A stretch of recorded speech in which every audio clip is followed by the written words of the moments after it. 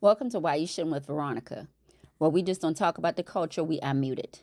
On today's Why You Shouldn't is why you shouldn't be stupid being disloyal to yourself. Let's start with the truth. You're not noble for staying somewhere your soul is outgrown. You're not loyal or a good person. You're scared. And fear makes fools out of even the strongest among us. But we dress it up, don't we? We call it commitment. We call it resilient. We call it love. We call it whatever, trying to prove to them what they think is real isn't real, even if the person is abusive with their behavior.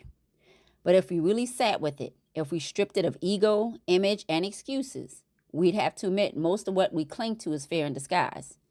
You know, that fear of some of us letting down our mom because our dad let her down, the fear of letting down our dad because we have abandonment issues, the fear of proving her right that good men don't exist, even though she's a sabotager, or the fear of I'm going to show him that women can be loyal and go through everything, or for your children and your family as well. Loyalty or self-sabotage. Staying in a toxic relationship to prove you're not like the rest is not revolutionary. You are not no hero. You ain't no activist. I know a guy right now who's in a relationship with a toxic woman and he's still going through it, and he'll say stuff like, I know I deserve better. And I tell him, no, you don't, because people who deserve better do things to go get it. But his whole thing is to prove to her, because as he said, if I leave, she's just going to tell people, see, I told you they were no good, that men aren't good, that men are bad, something she created in his head. So I asked him, you're staying to prove a thought process that she created in her head, and while you're staying, she's abusing you, mentally abusing this man. But he's still there, just trying to prove a point that, oh, see, good men do exist, at the behest of his own head sometimes. So like I told him, you're not an activist, you're not revolutionary. It's not deep, it's not healing work. It's self-betrayal with better marketing. So many men stay with women they don't even like anymore. It's not out of deep affection, but out of protest, out of rebellion, out of trauma. They're trying to prove that men can be good even if it's with the wrong person.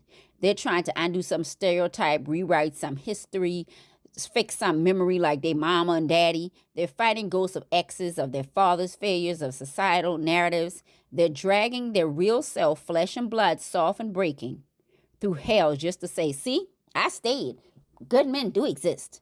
But are you good when you're not good to yourself? But who told you that being a good man meant a tired man? Women do it too, of course. But we've turned suffering for the story into a full-time job. You stay in a relationship that chokes your spirit, that shrinks your power because you want to be the real one, the one who stayed, the one who changed them, the one who turned it all around. You'll confuse trauma bonding with chemistry. Call it loyalty, call it history, but it's not. It's self-abandonment in slow motion.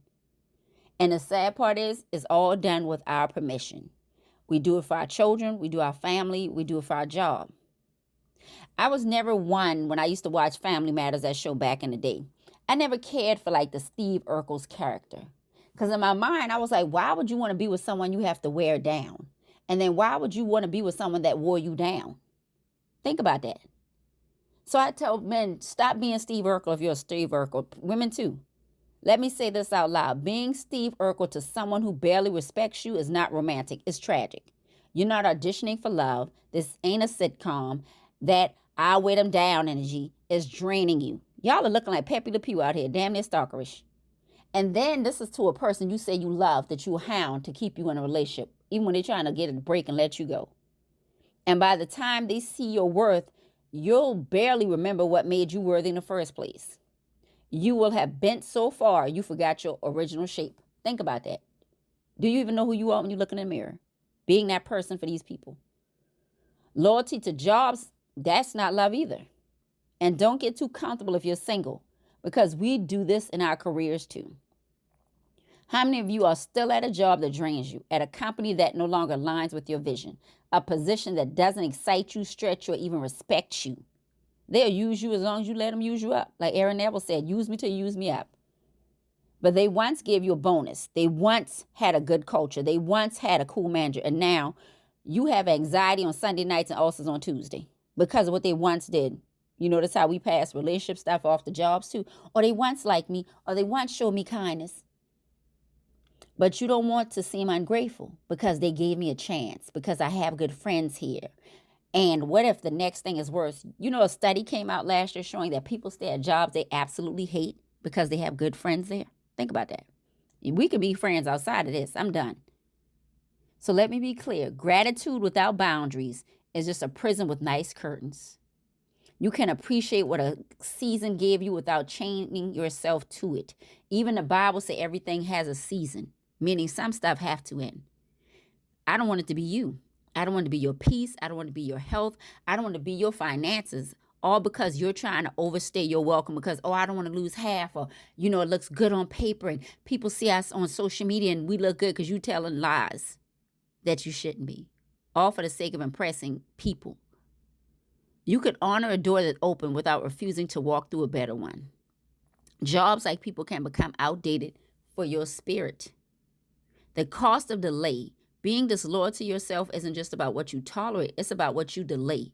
We know we can delay peace, purpose, creativity, health, love, alignment. And that's the worst thing, is delaying your purpose, your path out here, because you're staying in something and being too stupid to know that you're being disloyal to yourself. You delay that version of you that wakes up with clarity, not chaos. The version of you that walks into rooms with confidence instead of resentment. You delay your best self for what?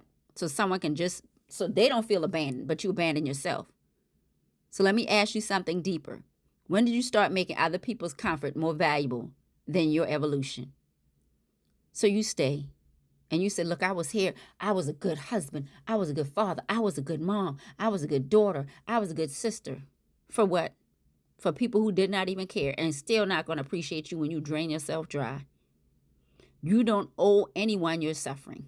You don't owe people your suffering. You don't owe your body, your job, your suffering. You don't owe your family your silence. You don't owe your trauma your loyalty. You don't owe your younger self this version of struggle. You owe you, your truth, your alignment, your movement, your voice, your healing. They can call you ungrateful, say you changed, say you walked away, because my grandmother used to say you can do 100 things for people, 99, but they'll remember the 100 you didn't do. You know what's worse than being talked about? Being erased, because you don't even know who you are. You look pathetic in the mirror. You look sad in the mirror. You look crushed in the mirror. And you say, when did I turn to this? Or have you always been that? And something is knocking and telling you, this isn't how you're supposed to feel. You're missing someone that could love you. You're missing someone that can care for you. You're missing someone that can show you better. You're missing someone that can take you on a better path in this life that you only have one of. And sometimes that someone is who you're supposed to be inside. There's no medal for martyrdom. There's no gold star for suffering, no bonus check for burnout, no award for being the one who stayed the longest in something that was destroying you. We don't even give out doggone participation. Participation awards. And yes, people will say you gave up. But the truth is, they're scared you might be free. They're scared your freedom will make them look in the mirror. They're scared your exit will highlight their stagnancy. But that's not your burden to carry. A lot of people are holding on to you because, you know what? It's not out of love. It's because they know no one else would put up with their toxic mess. And they already now wore you down to do it. Recommit to you. This is your invitation to walk away, to end it, to pivot, to resign, to not explain, to not defend, to start over, to choose peace, purpose, good love, joyfulness, happiness, even if it comes with some temporary pain, as things do. Recommit to yourself before you lose more than time, because you can't get that back. Because what looks like loyalty on the outside is often just stupidity dressed up in fear. And baby, you deserve better than that kind of costume in your life. Final word, you're not here to be proof that pain can be endured. You are here to be proof that peace and a good life can be chosen and lived. And choosing you is not selfish, it's sacred. So say it with your chest, I'm done being disloyal to me. And then live like it. Burn the bridge, burn the block, burn the neighborhood if you don't come back over. Part the seas and let the water rush over. But tell yourself, I'm done being disloyal to me. And then again, live like it. Thank you for joining me at Why You Shouldn't with Veronica.